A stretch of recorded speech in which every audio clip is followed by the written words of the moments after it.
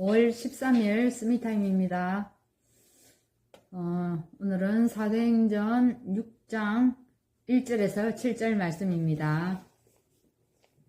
그때 제사가 더 많아졌는데 헬라파 유대인들이 자기의 가부들이 매일의 구제에 빠짐으로 히브리파 사람을 원망하니 12사도가 모든 제사를 불러 이르되 우리가 하나님의 말씀을 제쳐놓고 접대를 일삼는 것이 마땅하지 아니하니 형제들아 너희 가운데서 성령과 지혜가 충만하여 칭찬받는 사람 7을 택하라. 우리가 이 일을 그들에게 맡기고 우리는 오로지 기도하는 일과 말씀 사이에게 힘쓰리라 하니 온 무리가 이 말을 기뻐하여 믿음과 성령이 충만한 사람 스데반과 또 빌립과 브로고로와 니가노로와 디몬과 바메나와 유대교에 입교했던 안디옥 사람 니골라를 택하여 사도들 앞에 세우니 사도들이 기도하고 그들에게 안수하니라. 하나님의 말씀이 점점 왕성하여 예루살렘에 있는 제자의 수가 더 심히 많아지고 허다한 제사장의 무리도 이 도에 복종하니라.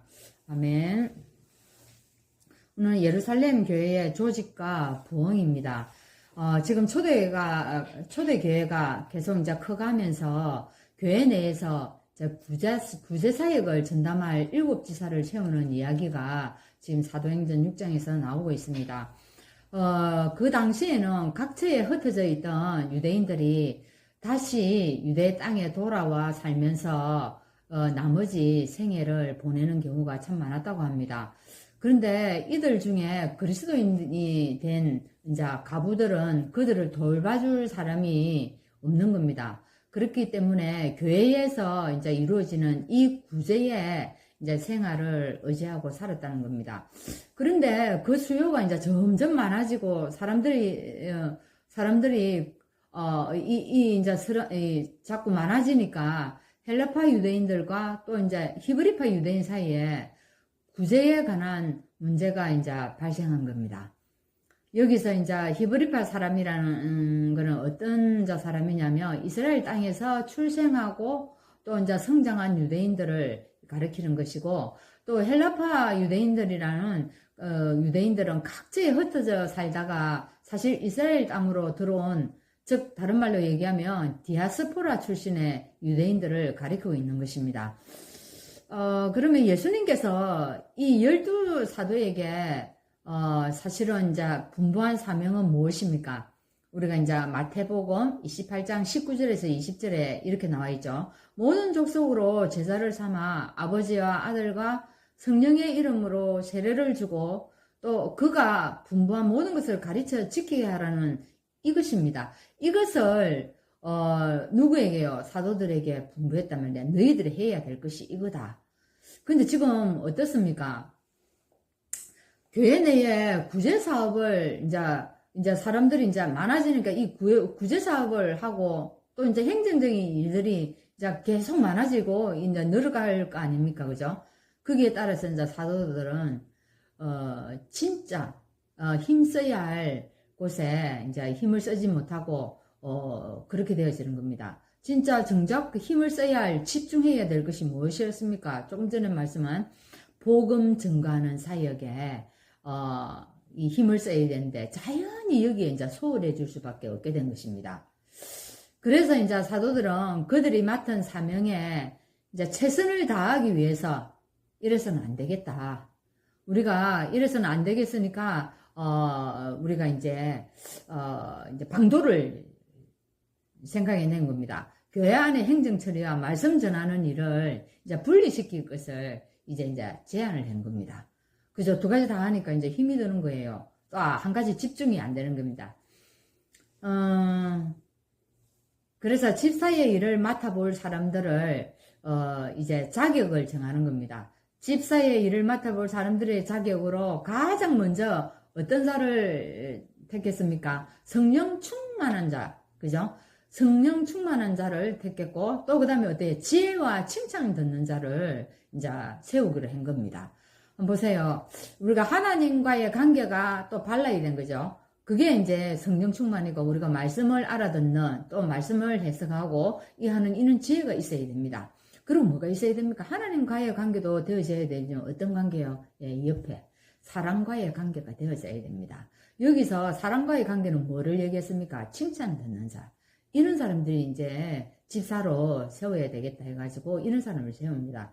자, 여기서 평신도 지도자와 목회자들의 이제 기본적인 사역, 즉 방향들이 제시되는 그런 시간이죠. 그죠?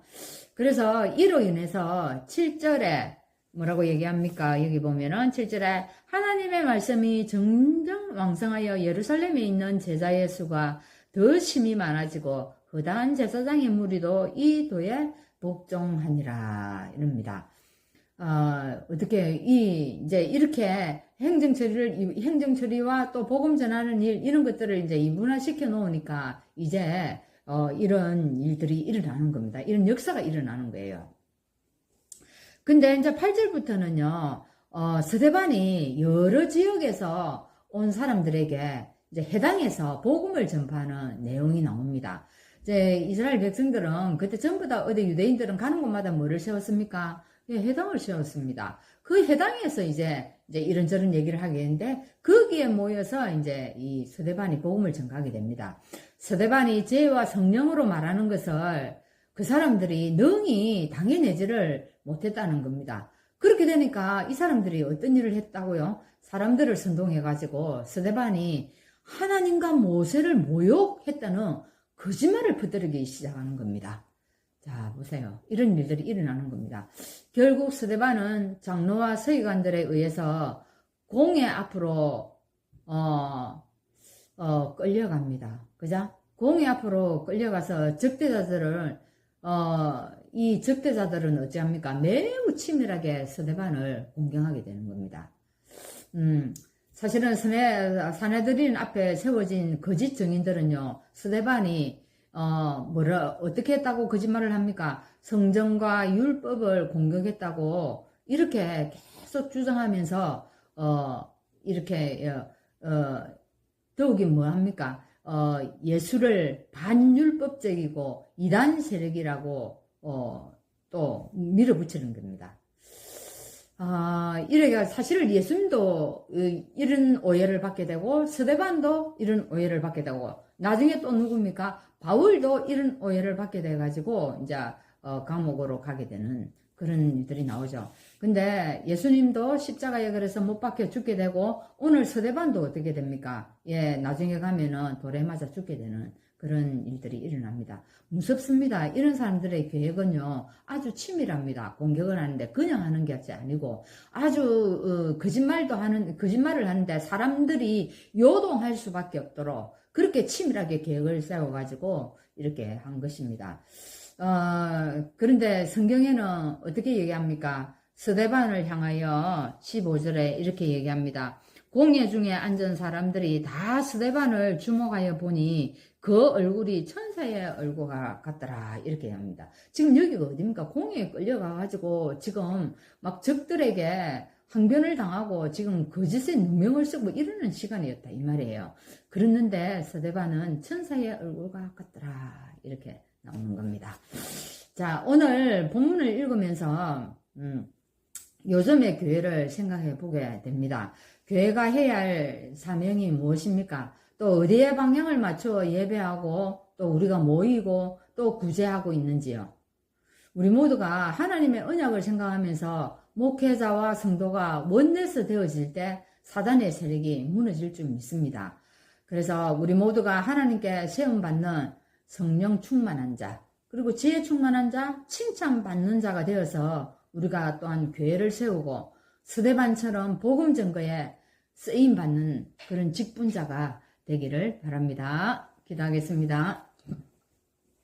하나님 감사합니다. 오늘도 우리들이 참 부족한 것이 많을지라도 하나님께서는 오늘 우리들을 세워서 하나님 교회를 이끌어 가시고 교회를 세워 가시는 줄 믿습니다. 하나님 오늘 이 초대교회처럼 하나님 정말 우리 사도가 또한 사역자가 무엇을 해야 되는지 분명히 알게 하시고 또한 또 집사 직분자들이 또한 무엇을 해야 되는지 알게 하여 주신 것 감사합니다. 하나님 이것을 본을 삼아서 우리가 온 교회가 하나 되어서 복음을 전가하고 또한 교회의 연약한 자를 돌아볼 수 있도록 인도하여 주옵소서. 그래서 우리가 하나가 되어질 때 사단이 무너지고 하나님의 교회가 하나님 정말 초대교회는 제사장의 무리가 돌아왔다는 이 말씀처럼 우리 교회도 하나님의 말씀의 역사가 흥황하여서